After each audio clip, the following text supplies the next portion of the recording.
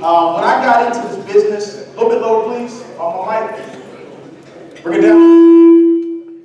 When I got into this business, I did not get into this business for a paycheck. I'm an educator by trade, meaning I want to be a professional life changer. Say life changer. Life changer. I've been in arenas with 13,000 people. I've been in classrooms with 30 people. It's not the number of people in the room, it's who's in the room. Does that make sense? Yeah. If you can see what I see right now in this room, I'm surrounded by kings. Say kings. Kings. Kings. Kings. Kings. Kings. But you don't realize what's about to happen to you with the Manhood Tour is we're going to light you up so high.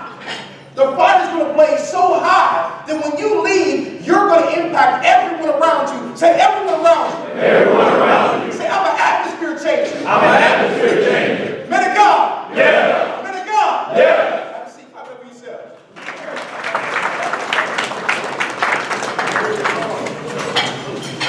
Again, my name is Brian Heath, rock star, educator, motivational speaker, atmosphere changer. I'm originally from the city of Pittsburgh. My boys play tomorrow, we play the Raiders. We'll talk about that later. We'll talk about that later. I was raised by two educators. My mother's a part of the Upper Bound program, if you know what that is. That is for first generation college-bound students. I was raised in that program. I watched my mother from a very young age literally walk into someone's life and they no longer were the same. Does that make sense? I guarantee some of you in this room, you've had a man, a woman, someone walk into your life, and because they're involved in your life, you were not the same person. Yes or no? Yeah. But the power now becomes, repeat after me, pay it forward. Pay it forward. Pay it forward. Pay it forward. Your life was not changed just so your life was changed. Right. Your life was changed so you can go what? Change someone else's life. Say, change someone else's life. Change someone else's life. That's why I'm here. Amen. If you have a cell phone, you're taking notes. If you're eating, I hope you have a photographic memory because I'm about to drop some jewels on you. My contribution to the Manhood Tour is the word purpose. Now, I don't know about you, but the God I serve doesn't make mistakes. On no day. I am from Pittsburgh, lived in D.C. I flew across the country. I'm not going to tell you about that trip. I flew across the country to be here with you. My steps are ordered. If I'm in here, it's time for somebody here to level up. Say, level up. Level up. But you can't level up if you don't know your purpose. The God I serve has not made one thing in this natural world that does not have a function. Some of you have been through depression, anxiety, confusion, chaos because you haven't been in your purpose. Does that make sense? Yeah. But how do you find your purpose? Number one, in order to find your purpose, you have to know who you are. Say who you are. Who you are. The funny thing is, a lot of us in this room, we've gotten very good at disguising who we are. My younger males, and I tell my students when I rock across the country as an educator, I've been a vice principal, a dean of students. I run a program in Maryland called the Diverse Male Student Initiative Program, where 700 men are going through my program. I'm not telling you that to impress you, but to impress upon you. I deal with purpose all the time, and the number one issue I tell my young men is, you're spending too much time trying to impress and not impact. That's all right. Yeah. One more time. You're spending too much time trying to impress and not impact. You're trying to hide your pain with your Jordans. You're trying to hide your pain with your car. Yes. You're trying to hide your pain with your house. But at the end of the day, none of that will be accounted for when you meet your maker. Come on now. When I meet my maker, I'm going to crawl to the pearly gates. I don't got nothing left, God. I use everything. In football, they say put it on the field, leave it on the field. You have to know who you are. Who are you when no one's looking? Right. Some of us are very good. We leave the house, we got the shirt tie, and we're this person. We go back to the crib, we're miserable and dysfunctional. Who are you when no one's looking? Your values, say values. Values. Values. Values. If you're to ask me my values are God, family, and purpose. God, family, and purpose. And not because I know my values,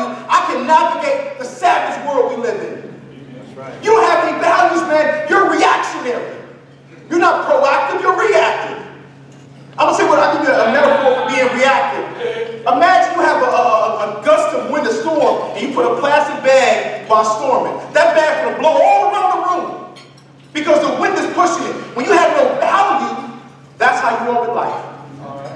Number one, you have to know who you are. Number two,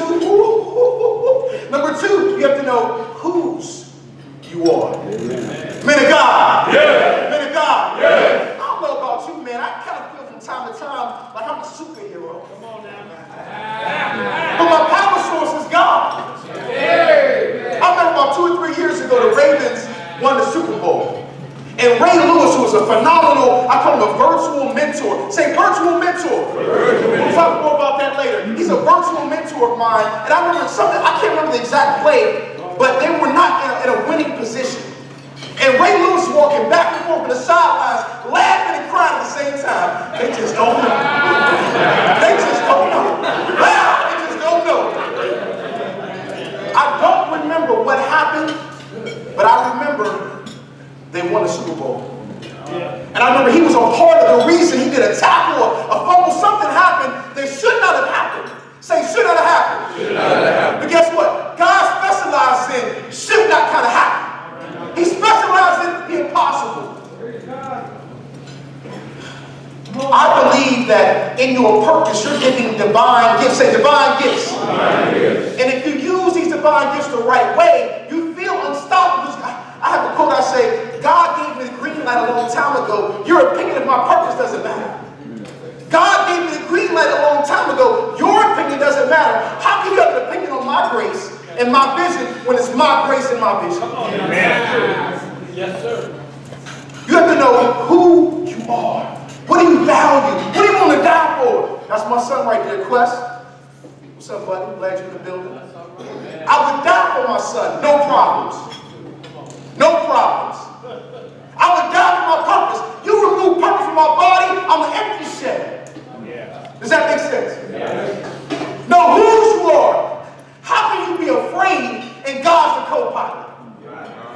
Absolute faith. Say absolute faith. Absolute faith. Once you know who you are and whose you are, now you have to love who you are. And I'm going to tell you that word, let me say what's funny about a room full of brothers. We get funny with the word love. Too touchy-feely. Nah.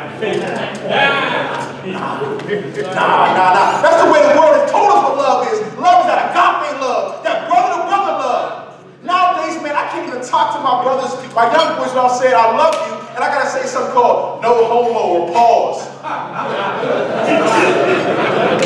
can't even express real genuine love to you without saying I don't want to get with you. That's a setup. They have tried to convince us for far too long that we are not worthy of self-love. It's got to the point now when you look in the mirror, you see everything they said is wrong with us. And write this down if you have it. You were built on perfect imperfections. When I was young, my dad said, Brian, baby, why are you so loud? My dad, son, too loud. My fault, Dad. But look what God put me in. I'm an educator, a motivational speaker. I need that voice. Does that make sense? Yes. But if you don't love who you are, you may overlook your anointing. That's right. You missed that. You missed that. You missed that. When you don't love who you are, you can overlook how your weaknesses may actually be your strengths. Your height, your size, your complexion, where you're from. I'm from the city of Pittsburgh. We suffered the devastation of losing the steel mills. Chicago, Detroit, Cleveland, they all went through, but guess what? We come out strong though. We come out strong. Number one, in terms of your purpose, self-identity, who you are, whose you are, and love who you are. Guess what? If you have a woman in your life, you can't love that woman if you can't love yourself. That's right. That's so true. You can't love your children properly if you can't love who? Yourself. My father is 65 years old. He's a tremendous grandfather to my son, and he's a tremendous father to me. I never heard the word I love you come out of his mouth one time. But it's not a problem. It's the cloth he's cut from. You come out them 60s. You come out them 60s in which y'all had to deal with them 60s. It creates a tough exterior. But guess what? He was a great provider. But guess what? I'm the evolution of him. my son constantly, I love you, son. Hugs and kisses, hugs and kisses. I don't want my son to have to look for love outside of his family. Right. We are the baseline for love. Does that make sense? Yes. The next thing you have to discover your purpose is tap into your vision. Say vision. Vision. Write this down. Vision is the crystal clear direction you're trying to go with your life. Your vision has to be so exciting. Say exciting. Because guess what? It's what I know. The bigger the dream, the bigger the obstacle. Right. The bigger the dream, the bigger the adversity. And guess what? It's like I'm a big fan of Marshawn Lynch. Even my man Le'Veon Bell just heard his name feel some type of way about that. But Marshawn Lynch, they call him beast mode. Beast mode. He's a running back for the Seattle Seahawks. You know who that is. And it's almost like this. His vision is the end zone. And ultimately, no matter what happens to him, who hits him, who does what, he gets.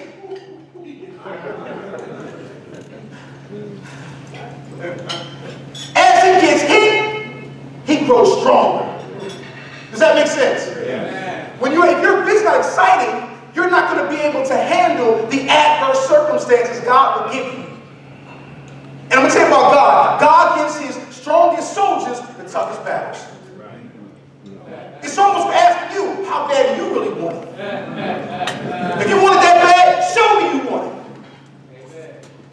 Matter of fact, there is no greater boot camp on this planet. I don't care about P90X, CrossFit, GoSfit, than God's adverse circumstance he puts in your path. That's the ultimate workout. I wake up every day, God, I'm hungry. Give me something to put in my way. I'm hungry. Give me something to put in my way. Your vision has to do this. Now, let's write this down, guys. Too many of us in this room, we spend all of our vision on our careers. How to make money. Right. Then you get a little bit older, you realize your relationships are not in place. And I'm not talking about just with women, your family, your children, your community. Your vision has to encapsulate your career, your finances, your health. All of that needs to be in one. When I first started developing Brian Heat Worldwide, I saw people living double lives. The life and the persona at work, and the life persona when they're not at work.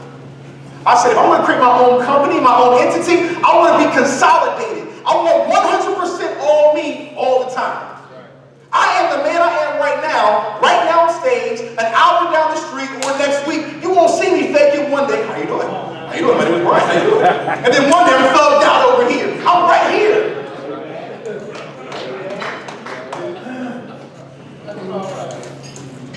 Knowing who you are, knowing whose you are, that God-powered battery in your back, the vision of where you're trying to go has to be crystal clear. It has to be exciting. It needs to encompass the whole you. It's almost like you just want to be 100% you all the time. You've heard the cliche. They said a human person only uses about 8% of their brain.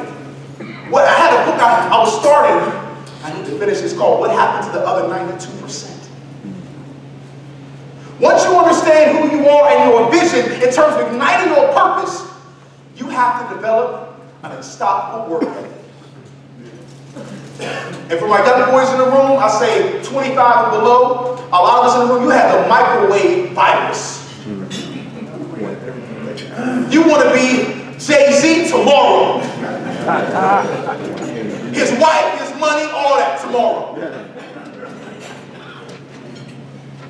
Does that make sense? Yes, you want to hop in the microwave, Mark Zuckerberg. I own Facebook. Nice to meet you. You want the shortcut. Hey, brother, hook me up. Why are we always doing that to each other? You don't got nobody else to say that. Right. Hey, sir, how can I do? How can I help you? Can I do anything you need me to do? Your brother, oh, what's up, man? Hook me up, man. I'll go back door. What's up? You're disrespecting that king and yourself. Right. Too many in this room have champagne wishes with a drive-through work ethic. Kevin Hart says, everyone wants to be famous, no one wants to put in the work. Watch me paint this picture. Know your age right now. How old are you? In your mind, you know how old you are. What if I told you in 10 years, everything you ever dreamed will be in your life? Your health, your finances, your children, your mortgage, whatever it is you want to be in a certain place, it will be here. Let me say it again. What if in 10 years you have everything you ever desired, but it will be the hardest 10 years of your life? What you still want, what you say you want. Now, right now, the sexy answer is to say, yes, Mr. Heath, of course. But behind closed doors, man, 10 years? They said it takes 10,000 hours or 10 years to master anything. Some of you in the room that may be pastors, you may say, oh, that boy Brian, I like him. He makes it look real easy, though. You don't know my testimony. From 1998 to 2008, I was a classroom teacher for 12-year-olds for 10 years. So from 7:45 in the morning till 3:30 in the afternoon, I had to capture the young minds of these young kings and queens for damn 8 hours a day. You think a 45-minute keynote? Man, I do this in my sleep. But it took 10 years of sacrifice, a college education, a degree. It took hard work. When your boy Marshall Lynch gets the ball, that's not just God-given talent. That's training. That's effort. I went to a megafest once with T.D. Jakes. And when he did his main sermon, he had a whole stage set with fitness equipment. And as he was preaching, some guy was in the back doing workouts. He called it spiritual gym. Say, spiritual gym. Spiritual. Some of you in here have no work ethic. You have all ideas, no hustle. No hustle. Your hustle tank is on empty. You're a big idea guy with no execution. Your purpose. You were born for a reason in the season. I wasn't born to be in the 60s. I was born right now for a reason. Does that make sense? Yeah. Say this, walking phenomenon. Walking phenomenon. Walking phenomenon. Walking phenomenon. Realize this, in a world of 8 billion people, there's only one of you. And the God I serve makes no mistakes. He created you to make an impact. Say impact. Yeah. Some of you in here have dealt with confusion, chaos. My man Sonny said, Brian, make sure you let them know the concept when you talk about most of us died at 25, but aren't buried till 75. Wow. They didn't get it, son. Say it again. You die at 25. You get buried at 75. Walking ghosts. No gumption. No impact. You put your hand in the water faucet and it's that perfect temperature. You can't even feel the water. That's you. You walk in a room, no one turns a second. You introduce yourself, the second after that you say what your name is, they forget who you are. Wow. You have no presence. Say presence. When I walk in a room, I change the environment. My purpose speaks volumes. But I walk in with a 100-foot God on my back. After you master the ability to outwork, this is funny. You want a 6-figure income, but you only want to work 40 hours a week. You want to be an entrepreneur because it sounds intriguing. But if you're an entrepreneur, you only eat what you kill. If you don't eat, if you don't kill, you don't go get that sale, you don't eat. Right. Entrepreneurs are the last true revolutionaries, making something out of nothing. Self-identity, vision, self-love, work ethic. Matter of fact, with work ethic, get comfortable being uncomfortable. Be willing to walk alone. Some of y'all need a whole crowd of people to get. I need somebody cheerleaders. There's a famous part in the movie 300. You ever see 300? Yeah. Leonidas is the king. And he's joining forces with another band of men that want to fight with him. And he meets him at the top of the mountain. And the other men are very disappointed in him. King Leonidas. He looks over his shoulder. I'm very disappointed you've only brought these 300 soldiers. You know we're fighting over 1 million men. King Leonidas smiles to himself and says, okay, let me see what you got. My man, what are you? I'm a blacksmith. What are you? I'm a baker. What are you? He says something random. He says, Sparta! What are you?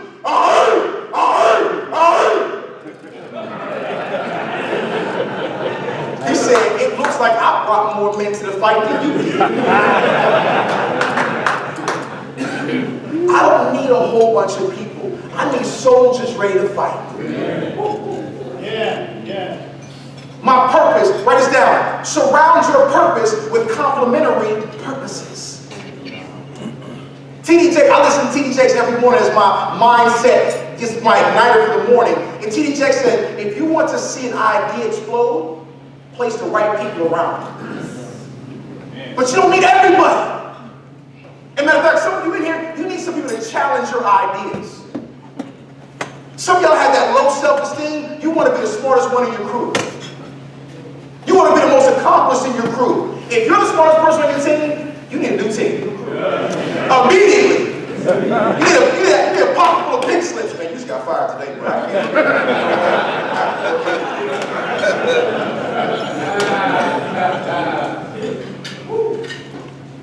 Your purpose is your power. You have no purpose, you're just walking around. Your purpose ignited through your self-identity, your self-love, your vision, your work ethic. This next one comes in, write this down. Your perseverance. I'm an Omega Psi Phi fraternity member. One of our 4 cardinal principles in terms of being an Omega man is perseverance. Say perseverance. Perseverance. It means never giving up. The adversity that our people are going through in this world, and we're still here. Not only are we still here, we're thriving. And I'm going to tell you how much we're thriving. We're thriving and growing at such a rate, they're trying to kill us. You think that police brutality is out of the blue? First of all, it's been going on. I kill what I can't control. They didn't get that. That's right. Got it. I brutalize what I envy. They're not getting it. There we are. But we persevere through it all. When the chips get down, you get stronger. Rise to the intensity of your greatest obstacle. Kanye West is a character that I get into his music, but more of his mindset. He's very creative, very fearless. One of the things I realized about Kanye lost his mother maybe about 3 or 4 years ago. His mother died. But what you don't know about this is the same year that his mother passed, he lost 3 grandparents. He said in an article in Vibe magazine, he prayed to God to remove the pain. The message he got back was, I'm not going to remove the pain, I'm going to make you strong enough to bear it. That's the definition of perseverance. Getting smacked down, kicked down, stomped down, rejected, disavowed, everything, and you keep rising stronger and stronger and stronger. I'm going to tell you right now, this is what I realized. When you rise, say this word after me, absolute belief. Absolute belief. When you get to the point where you've been hurt so many times, matter of fact, 50 Cent talks about it in his book. He has a book called The 50th Law, off of the, what is it called? The 40 Laws of Power. He wrote a second book. 50 said because of his interactions in the street and getting shot 9 times, he now carries on one of his best success strategies is, I'm fearless. Walk into a boardroom talking about money with corporate executives does not scare me. I've been in the streets where everything gets you killed. Does that make sense? Imagine what you've been through. What you mean you can't dream big? Let me throw this little thing in there too, because we have a very good crowd, mature crowd. One thing I have to tell some of you guys in this room, my son is right here in front of me. Someone told me once before that when you have children, your life is over, and it's time to live for your children. I disagree. The God I serve has given me enough power to raise my son to a high level and chase my dreams. And check this out. Until the good Lord put me in that box and take me home, I got work to do every day. I'm not going to have my son looking at Puffy and looking at all these other cats for his hero when he got a superhero right in the house. kids to reach for the stars, you never left the crib.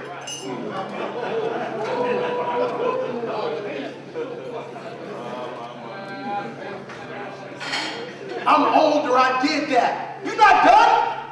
That's right. If you're done, you wouldn't be here. That's right. Your turn, bro. Upper room. Your turn, upper room, brother. You done? Are you done?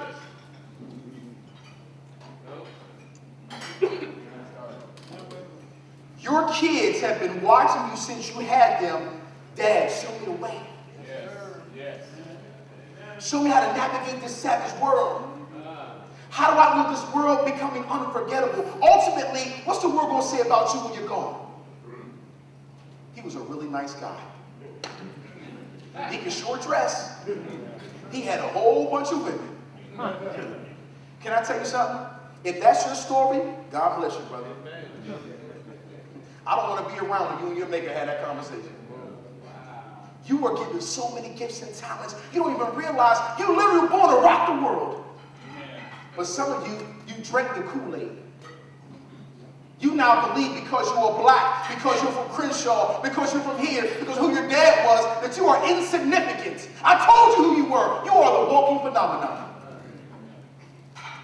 Lastly, in terms of discovering your purpose, the number one way you can do it is by helping someone else discover theirs. The power of mentorship is too overlooked in our community. Too many successful brothers making bread, pushing those whips, going back to their house, driving past the same brothers they need to be helping out.